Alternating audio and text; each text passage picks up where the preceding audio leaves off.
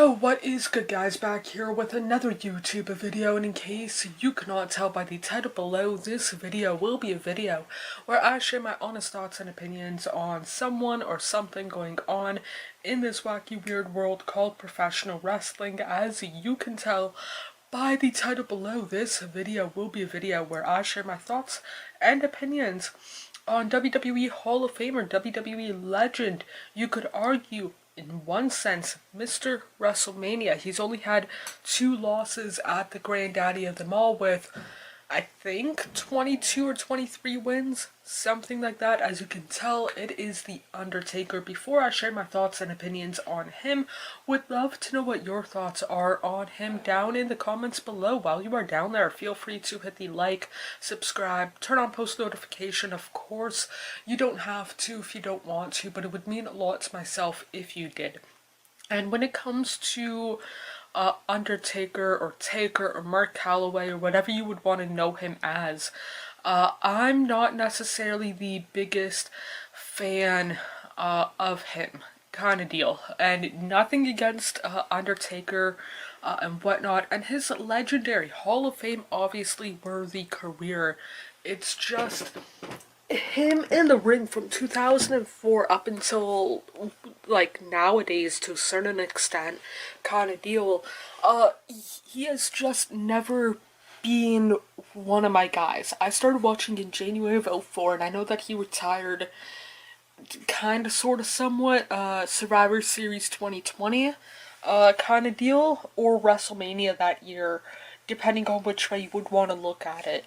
But for myself personally, what he does in the ring is impressive, considering he, I don't know how tall he legit is, but he's above 6'6", kind of deal. He, granted, I don't want to say super skinny, but he's skinny enough, probably 300 pounds, kind of deal, during, like, I don't want to say peak Undertaker, but like 07, 08, 09, 2010 Undertaker, kind of deal. Being able to see such a, again, I don't mean this in a bad way, large guy, like, again, 6'6" plus, being able to dive over the top rope, super cool, and whatnot. You could argue one of the more influential wrestlers when it comes to the big guys, kind of deal, again, like 6'4" and above and whatnot. But what he does in the ring, not my cup of tea. I am more about really character development and whatnot, and like kind of the storytelling. Yeah, he's had amazing matches, especially from like '06 onwards, at '06 to 2013 WrestleMania and whatnot, or '07, whichever one was the Batista one onwards. Heck of a run, kind of deal. But his character development from '04 up until 2020 wasn't really much, kind of deal. I know that he had different characters in like the late 90s, early 2000s, kind of deal, but I personally was not a fan of him, kind of deal, and whatnot. And for myself personally, I never met him, never had any like social media interactions with him, so it's not like, hey, I don't like him because I had a negative experience, or he said this on social media. It's nothing like that. It's more of a, I financially could not justify meeting Undertaker. He did his thing in Montreal, like the One Dead Man show.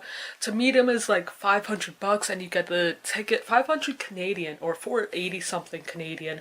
Not worth it for myself personally. I know that there's quite a few people who would shell out that kind of money to meet Undertaker. I could understand it 10 years ago, 12 years ago.